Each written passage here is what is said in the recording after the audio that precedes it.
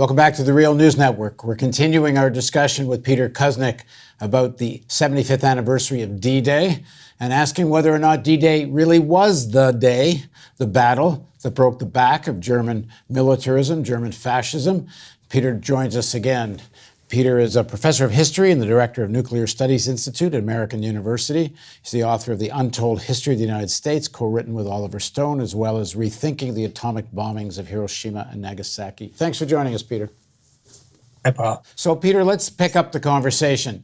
So the narrative we all mostly learn in schools is D-Day was this heroic battle fought by tens of thousands of Canadian, British, American soldiers, and I started with Canadian because that's where I was. But was it? No doubt it was a tremendous battle, and no doubt thousands of people died. But was it the battle that broke the back of Nazism?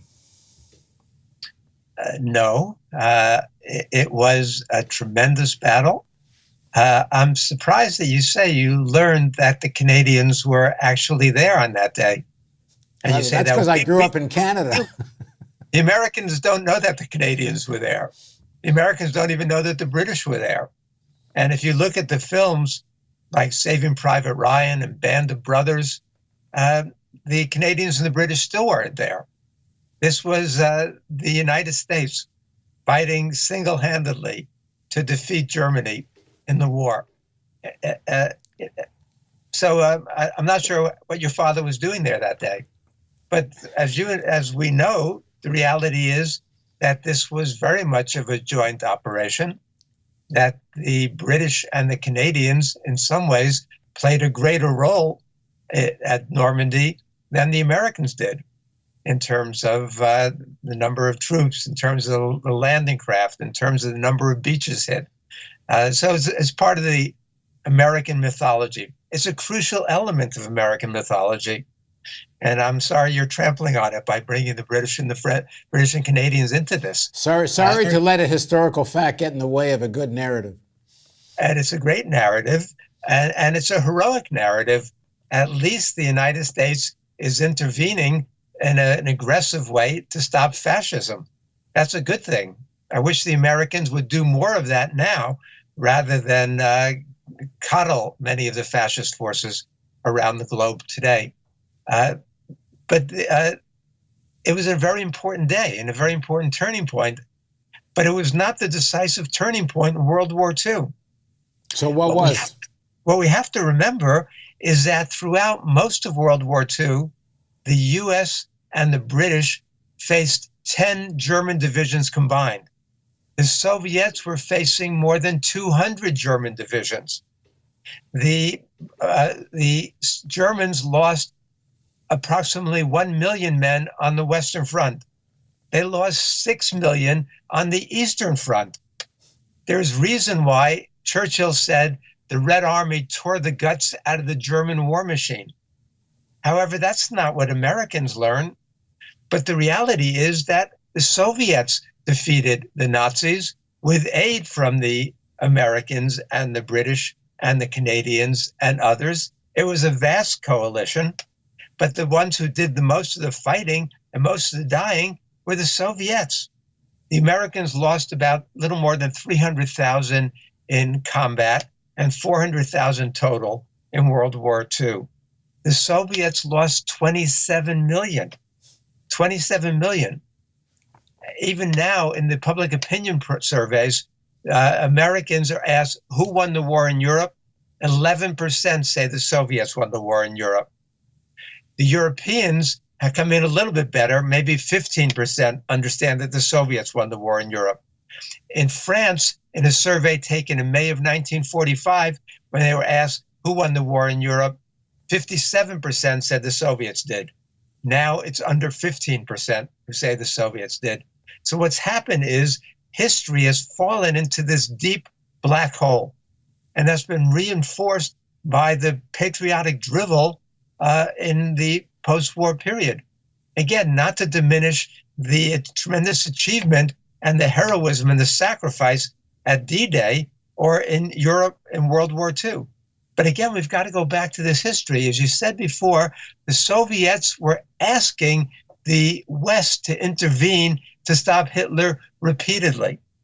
They finally gave up and signed the Hitler-Stalin Pact in 1939.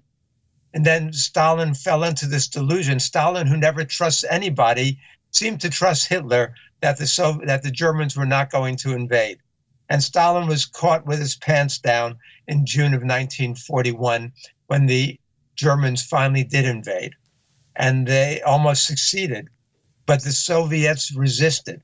And then the big battles occur. Late 1931, the Battle of Moscow.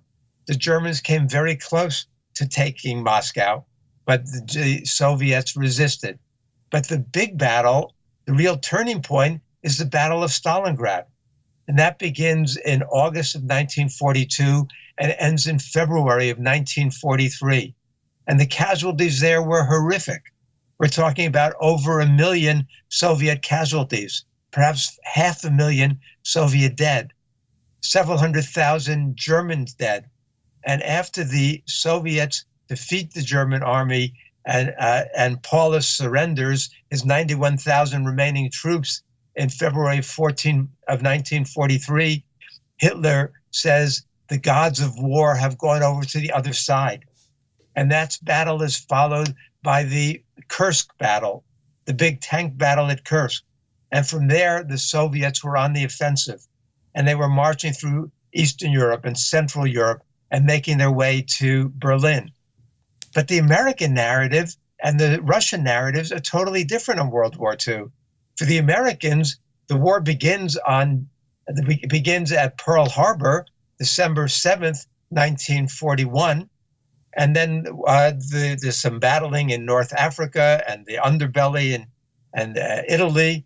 But the real war for the Americans begins June 6, 1944, with the invasion of Normandy with D-Day. Then the Americans single-handedly defeat the Germans and march straight into Berlin, and the Americans win the war in Europe. That's a very, very unfortunate and dangerous myth that has been perpetrated. And if you listen to Trump's words, again, in England, again, he's reinforcing that myth about the Americans leading the way to the liberation of Europe. That's not the reality. The reality was the success at Normandy is largely due to the fact that the Germans were already weakened badly by that point because they'd been taking a pummeling and they were in retreat across Europe ahead of the Russian army, ahead of the vast Red Army, which was then liberating the concentration camps. And part of the reason why the Russians were so full of rage and committed the atrocities they did against the Germans when they took Berlin was because they had seen the German atrocities in the concentration camps, because they had seen what the Germans had done to the Russians throughout that before the Russians turned the tide. So when I tell my students what the Soviets lost in World War II, the loss of 27 million people in World War II is the equivalent of one 9/11 a day, every day for 24 years. That's what the Soviets suffered in World War II. The equivalent of one 9/11 a day, every day for 24 years in terms of the numbers of deaths suffered by the Soviet Union. As John Kennedy says in his tremendous commencement address at American University in June of 1963, he says, what the Soviets suffered was the equivalent of the entire United States east of Chicago having been wiped out and destroyed. Some people argue that the reason the United States and Britain didn't open up a second front earlier was because, as we said in part one of this interview, there's a lot of people within the political and military elites and others that wanted the Germans and the Russians just to fight the hell out of each other. And then two, there's sections of the elites and military, especially in the United States, but even in the UK, that could kind of live with a German occupation of Europe, But they would not live with the possibility, and this is what happened in Stalingrad and Kursk, as you mentioned, when the Russians start to have the upper hand against the Germans and start marching towards Berlin. There's people in Washington and in London who do not want the Russians to be coming, the Soviets to be coming to. One quote is that they were afraid they might meet them at the English Channel. So they actually open up the second front because they're concerned more about what would happen with the Soviet Union rather than trying to actually be the one that is the final defeat of the Germans. What do you make of the argument? I would give more credit to the American leaders in that. This is the 1940s. The Americans are on the right side of a war against fascism. It's hard, we would like to project the kind of mindset of the post-war period back to then, and I don't think it works.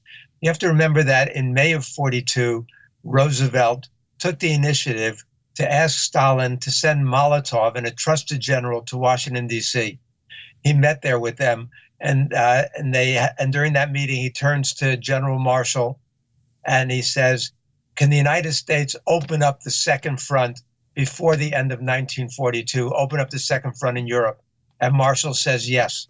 And then they issue a proclamation committing the United States to open up a second front. So why don't they? Before the end of 1942. Churchill initially had said he approved of it, but he did not want to have any hand in this at all. He says, we don't have enough transports, we're not ready, we're not strong enough, and Churchill drags his feet. Roosevelt decides to go along with the British plan to invade North Africa in early 1943, but the American leaders, military leaders, were furious. Marshall dismissed this as periphery pecking. Eisenhower, who led the operation, said this will go down as the blackest day in history when we invade North Africa instead of opening up the second front in Europe. There were second front rallies throughout the United States, bumper stickers, signs. The American people wanted to open up the second front in Europe. Roosevelt, I think, sincerely did also, but he calculated that we have to get the U.S. involved militarily somewhere in 1943. And if the British won't go along, we're not in a position to do what we want to do. So I think Roosevelt... Peter, let me interrupt for a second. Do you buy the idea that if Roosevelt and the American military leaders really wanted the second front, and I don't know the history well enough to question it, but they couldn't force this on Churchill? I'm not a military historian, so I probably can't give you the definitive answer to that. But the British were terrified at the thought of confronting the German armies on the land. And the British were desperate to preserve the British Empire. That was one of Churchill's war goals, was preservation of the British Empire.